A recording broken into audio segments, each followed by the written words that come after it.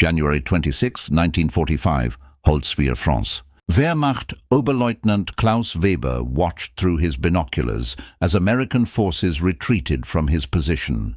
His company had just launched a counterattack with 6 Panzer tanks and 250 infantry soldiers against a weakened American unit. The Americans were falling back across the frozen fields. Victory seemed certain.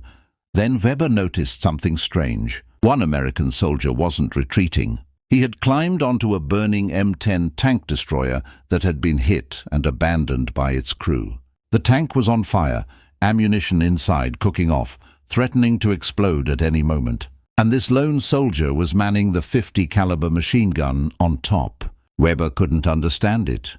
Was the soldier trapped, wounded and unable to move? Then the machine gun opened fire and kept firing. For the next hour, that single American soldier on the burning tank would hold off Weber's entire company, changing the course of the battle and ensuring his place in military history. What Weber didn't know, what he couldn't have known, was that the soldier on that burning tank was a 19-year-old from Texas who would survive the conflict, become a Hollywood movie star, play himself in his own biographical film, and spend the rest of his life trying to convince people that his real story was actually more unbelievable than anything Hollywood could invent. Audie Murphy was born on June 20th, 1925, in Kingston, Texas, the 7th of 12 children. His family was desperately poor, sharecroppers who moved constantly seeking work. Murphy's childhood was defined by hunger, labor, and instability. His father abandoned the family when Audie was young. His mother passed away when he was 16, forcing the children into orphanages or to fend for themselves. Murphy stood 5 feet 5 inches tall and weighed 110 pounds. He looked younger than his age, with a baby face that made him seem more like a child than a young man. When he tried to enlist after Pearl Harbor at age 16, recruiters rejected him. He was too small, too young, too frail. The Marines rejected him. The paratroopers rejected him. The Army finally accepted him in 1942 only because they needed bodies, and he had turned 17. Nobody who saw Audie Murphy in 1942 would have predicted he would become anything special. He was a skinny kid from rural poverty with a 5th-grade education. His drill instructors thought he was too small to be effective in combat. Fellow soldiers assumed he wouldn't last long once deployed. Murphy himself later admitted he was terrified during basic training and wondered if he'd made a terrible mistake. But Murphy had something that size and education couldn't measure. Growing up hunting to feed his family, he had developed extraordinary marksmanship and an almost supernatural calm under pressure. Poverty had taught him that survival required doing whatever was necessary, no matter how difficult. And somewhere in his personality was a quality his commanding officers would later describe as aggressive fearlessness, not the absence of fear, but the ability to function despite it. Murphy shipped out to North Africa in 1943 with the 3rd Infantry Division. His first combat experience came during the invasion of Sicily in July 1943. Here's where the first surprise emerged. The small, baby-faced teenager, who everyone assumed would be a liability, turned out to be a natural soldier. He moved efficiently under fire. His marksmanship was exceptional. Most importantly, he stayed calm when others panicked. During one early engagement in Sicily, Murphy's unit came under machine gun fire. Soldiers dove for cover. Murphy, carrying a rifle, moved forward alone toward the machine gun position. He killed the 2 German soldiers manning it before they could adjust their fire. His commanding officer asked him afterward why he'd done something so dangerous. Murphy's response was simple. Someone had to do it, and I could see I had the angle. That phrase, "I could see I had the angle," would characterize Murphy's entire combat approach. He had an intuitive understanding of tactical geometry, of angles of fire and cover and movement. It was as if his brain processed battlefield situations differently than other soldiers. By the time the 3rd Infantry Division invaded mainland Italy at Salerno in September 1943, Murphy had been promoted to corporal. In Italy, his reputation began growing. He would volunteer for patrols that other soldiers avoided. He had an uncanny ability to spot German positions before they spotted him. In one incident near San Fratello, Murphy single-handedly held off German forces for over an hour while his unit repositioned, eliminating several enemy soldiers and preventing a company from being surrounded. But here's what Murphy never discussed publicly, and what only emerged in declassified documents years later. He was already showing signs of what would now be recognized as combat stress. He had nightmares. He startled at loud noises. He had difficulty relaxing even when off the front lines. His superiors noticed but did nothing. They needed effective soldiers, and Murphy was extremely effective. The mental cost didn't matter as long as he kept fighting. The Italian campaign was brutal. The 3rd Infantry Division fought its way up the peninsula through some of the most difficult terrain and weather conditions of the European theatre. Murphy participated in the battles of Anzio, Cassino, and Rome. By the time Italy was secured, Murphy had been wounded twice, earned the Bronze Star and Silver Star, and been promoted to Staff Sergeant. Then came the invasion of southern France in August 1944, Operation Dragoon. Murphy's unit landed on the beaches and pushed inland. On August 15th, near the town of Ramatuelle, Murphy's best friend, Latty Tipton, was struck by German fire. Murphy watched him perish. Something changed in Murphy after that moment. Soldiers who knew him said he became more aggressive, almost reckless, as if some internal restraint had broken. What Murphy later admitted in private was that Tipton's death made him stop caring about his own survival. He continued fighting effectively, but the self-preservation instinct that keeps most soldiers cautious had diminished. This made him extraordinarily dangerous in combat, but also meant he took risks that rational soldiers avoided. In September 1944, Murphy single-handedly eliminated a German machine gun crew, then used their weapon against their own forces.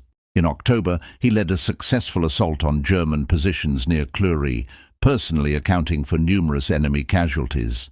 In November, he received a battlefield commission to second lieutenant, remarkable for someone with no college education and just over 2 years of service. The army was recognizing that Murphy, despite his youth and size, was one of the most effective combat soldiers they had. But they were also creating a problem.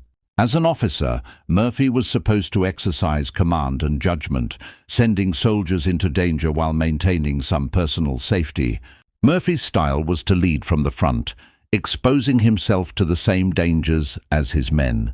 His superiors knew this was both inspiring to his troops and unsustainable for Murphy personally. By January 1945, Murphy had been in continuous combat for over 18 months. He had been wounded multiple times. He had witnessed close friends perish.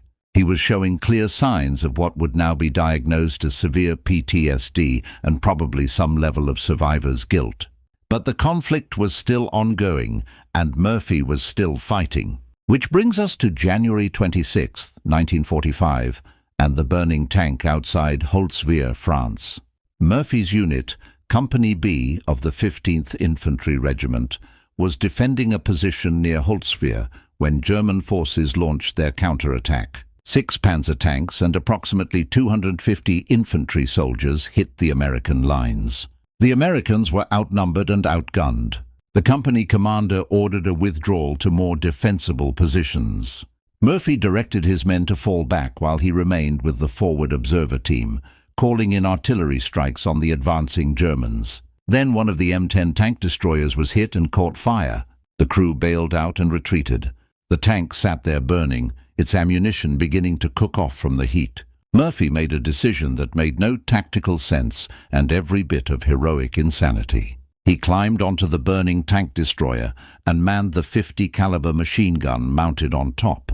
From this exposed position, with the tank on fire beneath him and German forces advancing from multiple directions, Murphy began engaging the enemy. For the next hour, Murphy stood on that burning tank and fought.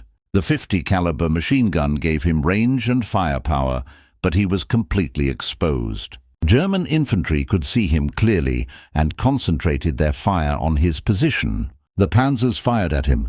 The tank beneath him was actively burning. At any moment, The fire could reach ammunition stores and the entire vehicle could explode, taking Murphy with it.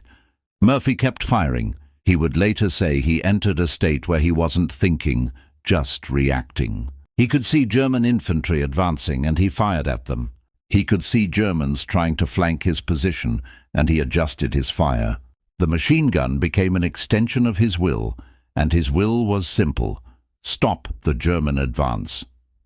During this hour, Murphy personally accounted for approximately 50 German casualties. The exact number is uncertain because the battlefield was chaotic and Murphy was the only American witness to his own actions. What's certain is that his fire was so effective that the German advance stalled.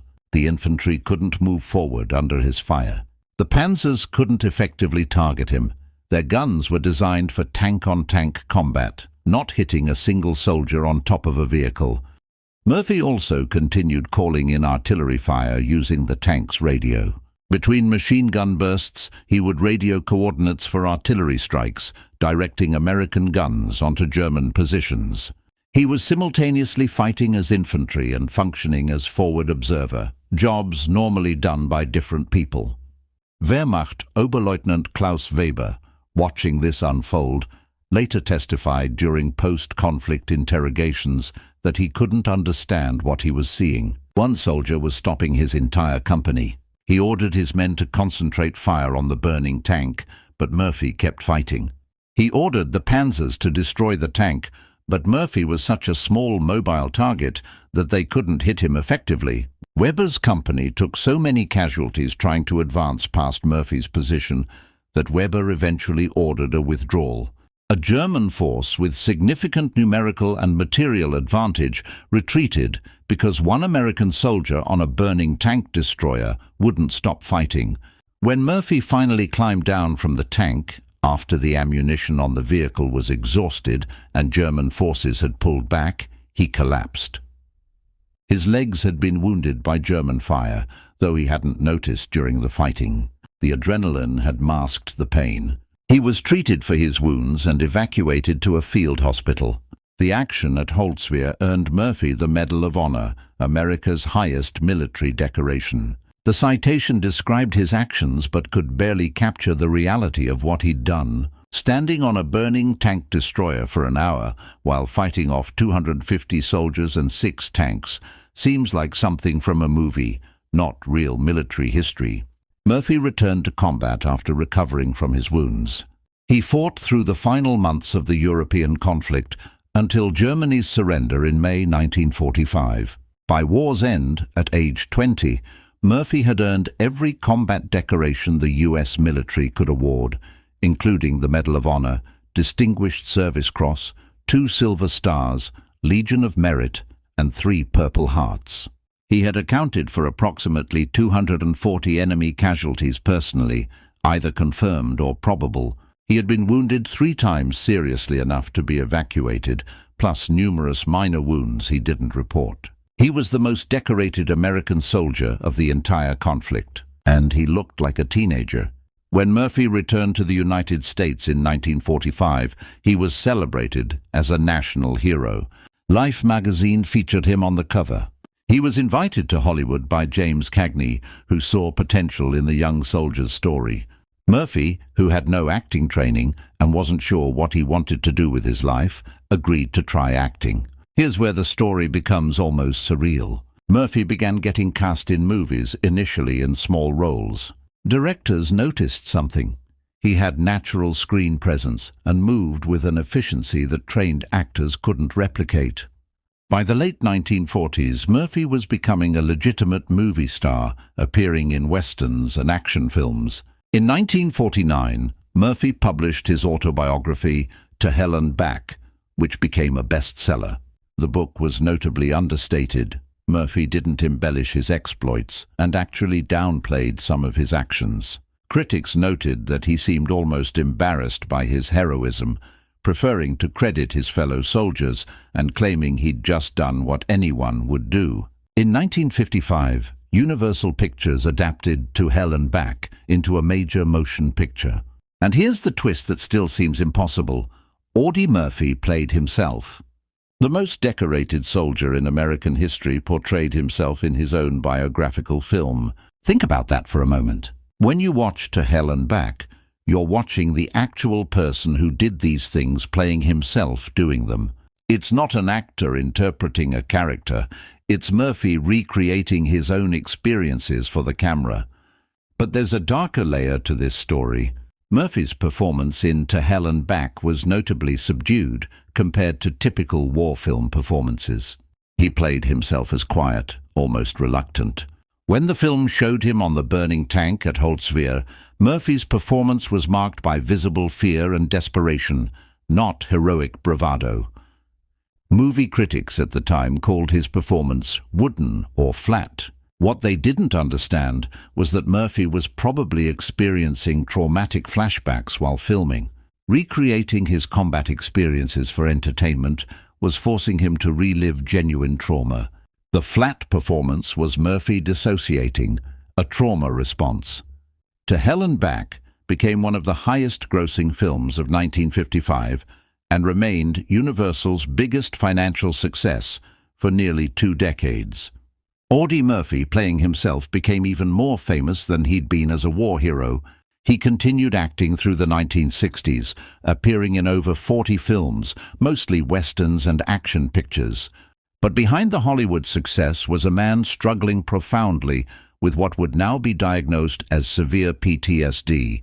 Murphy had nightmares so intense he couldn't sleep without a loaded pistol under his pillow. He developed an addiction to sleeping pills, taking them to force sleep and escape the nightmares. He had violent episodes where he would wake up in combat mode, once nearly harming his wife before recognizing where he was. Murphy talked openly about his struggles, which was remarkable for the era. In the 1950s and 1960s, PTSD wasn't recognized as a medical condition. Soldiers were expected to get over it and move on. Murphy gave interviews where he discussed his nightmares, his addiction to sleeping medication, and his difficulties adjusting to civilian life. He became an advocate for better treatment of veterans with psychological injuries. But Hollywood wasn't interested in that story. They wanted Audie Murphy, the action star, not Audie Murphy, the traumatized veteran. So Murphy kept appearing in westerns and war films, playing heroes while privately battling demons that heroism had created. Murphy's financial situation was more precarious than his fame suggested.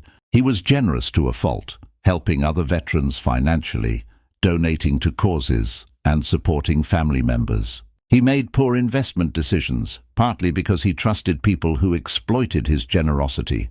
By the late 1960s, despite a successful film career, Murphy was having financial difficulties. He began looking for new opportunities.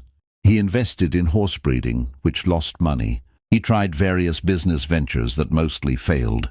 In 1971, at age 46, Murphy was working on a business deal in Virginia and needed to return to California for a meeting. On May 28, 1971, Murphy boarded a private plane in Georgia, heading to Virginia to pick up additional passengers before continuing to California. The plane encountered bad weather. Near Roanoke, Virginia, the aircraft flew into clouds and crashed into Brush Mountain, destroying the plane and ending the lives of everyone aboard.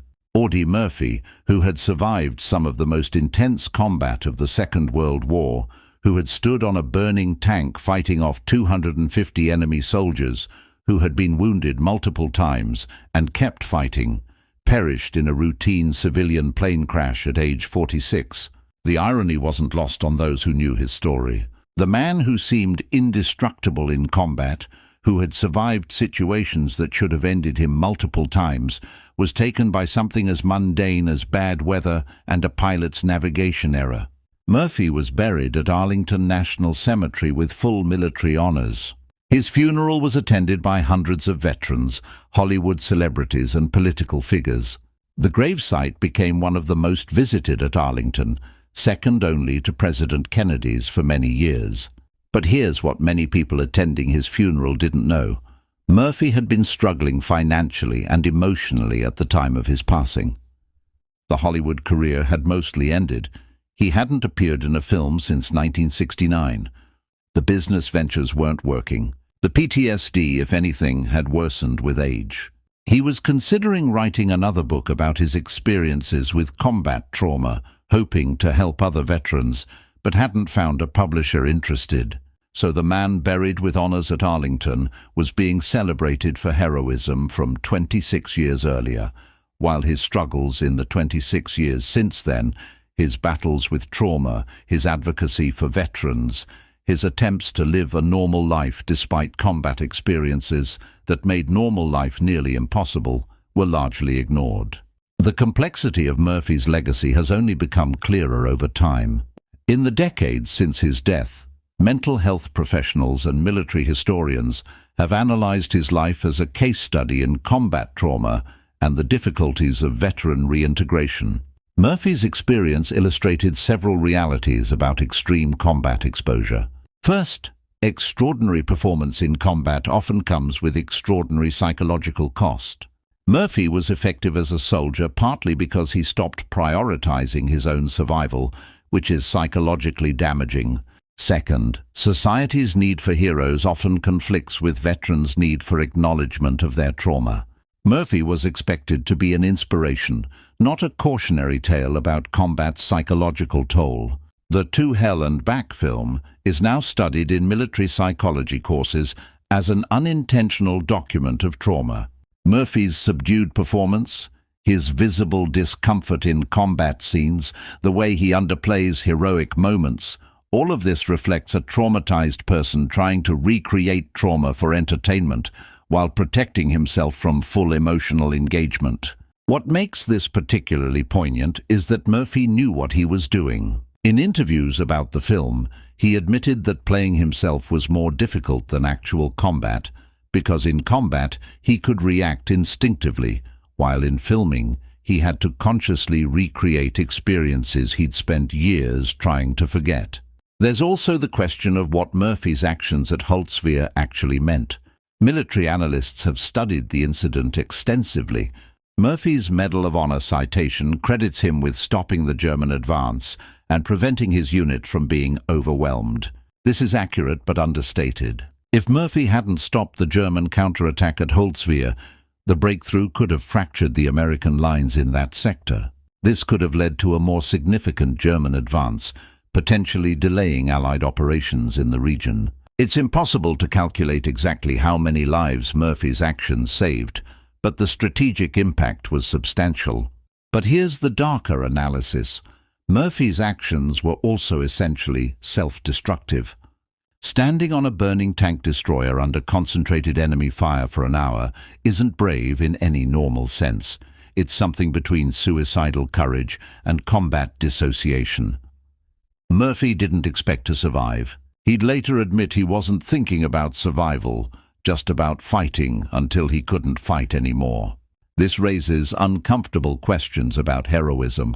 Do we celebrate Murphy's actions at Holtzwihr because they were tactically brilliant, or because they represent a kind of spectacular self-sacrifice? Would we celebrate them as much if Murphy had perished on that tank? Does the fact that he survived and could be decorated make his actions heroic rather than tragic?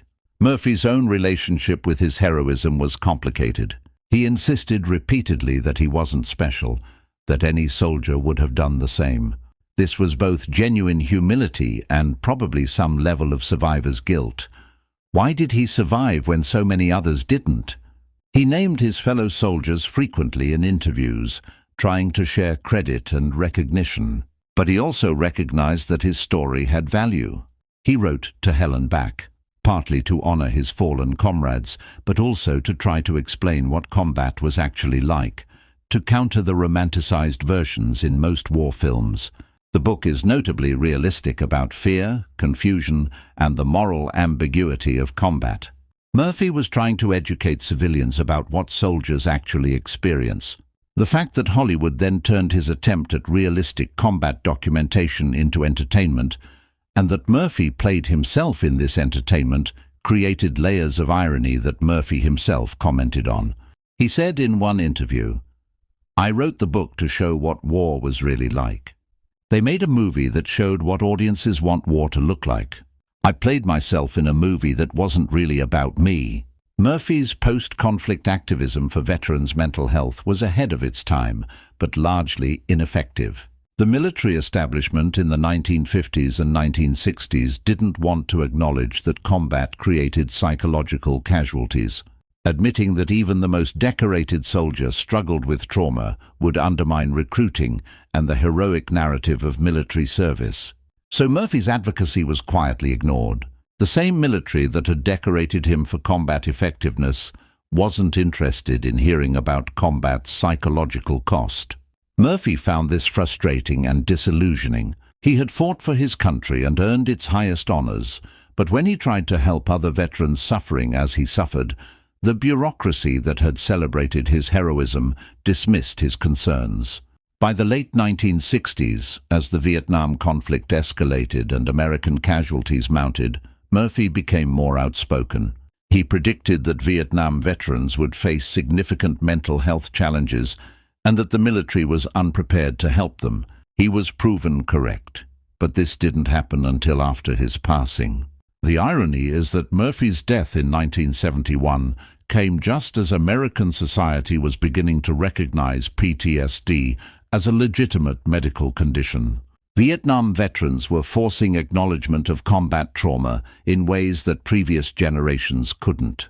Murphy's advocacy, which had seemed like the complaints of one troubled veteran, was being vindicated by thousands of Vietnam veterans showing similar symptoms. If Murphy had lived another decade, he might have seen his advocacy succeed. He might have been recognized not just as a war hero, but as a pioneering advocate for veterans' mental health. Instead, he passed just before that recognition arrived, another timing tragedy in a life full of them. Today, Audie Murphy is primarily remembered through his Medal of Honor citation and his Hollywood career. The Murphy Institute, established after his death, works on veterans' issues and tries to continue his advocacy. Military installations are named after him. His gravesite remains one of Arlington's most visited. But the full complexity of his life, the extraordinary combat performance, the debilitating trauma, the Hollywood career, the failed advocacy, the financial struggles, the tragic death, doesn't fit into simple hero narratives. Murphy was simultaneously one of the most effective combat soldiers in American history, and one of the clearest examples of combat's devastating psychological costs. The image of Murphy standing on that burning tank at Holtzwihr, fighting off 250 German soldiers while the vehicle beneath him threatened to explode, remains one of the most iconic moments in American military history. It represents courage and determination and effectiveness under impossible conditions. But Murphy, standing on that tank, also represents a young man so traumatized by 18 months of continuous combat, so affected by watching his friends perish, so dissociated from normal self-preservation that standing on a burning vehicle and fighting until the ammunition ran out seemed like a reasonable course of action. Both interpretations are true. Murphy was genuinely heroic and genuinely traumatized, genuinely effective and genuinely damaged. The tragedy is that American society in his lifetime couldn't hold both truths simultaneously. He had to be either the hero from the movies or the troubled veteran, not both. Audie Murphy was both. He stood on a burning tank and stopped a German company's advance. He earned every decoration the military could give. He became a Hollywood star, playing himself in his own story. He advocated for veterans when no one was listening. He struggled with nightmares and addiction and survivor's guilt. He passed in a random accident at 46, his potential unfulfilled and his advocacy incomplete. Remember Audie Murphy, not just the soldier on the burning tank, though that moment deserves remembering. Not just the movie star in westerns, though those films entertain millions. Remember the whole person, the heroism and the trauma, the courage and the cost, the celebration and the struggle. Remember that warfare creates heroes and victims, and sometimes creates people who are both simultaneously. Remember that the young man who stood on that burning tank paid for that moment with 26 years of nightmares and difficulties and advocacy that society wasn't ready to hear. Remember that when Audie Murphy played himself in To Hell and Back, he was a traumatized veteran recreating trauma for entertainment because that's what society wanted from him. The heroism without the cost, the glory without the pain, the inspiration without the reality. And remember that the most decorated American soldier of the Second World War spent his post-conflict life trying to tell people that combat heroism comes with unbearable psychological costs, and that we owe it to veterans to acknowledge and address those costs, not just celebrate the heroism and ignore everything that follows. Audie Murphy, war hero, movie star, advocate, casualty, all of these, all at once, all true,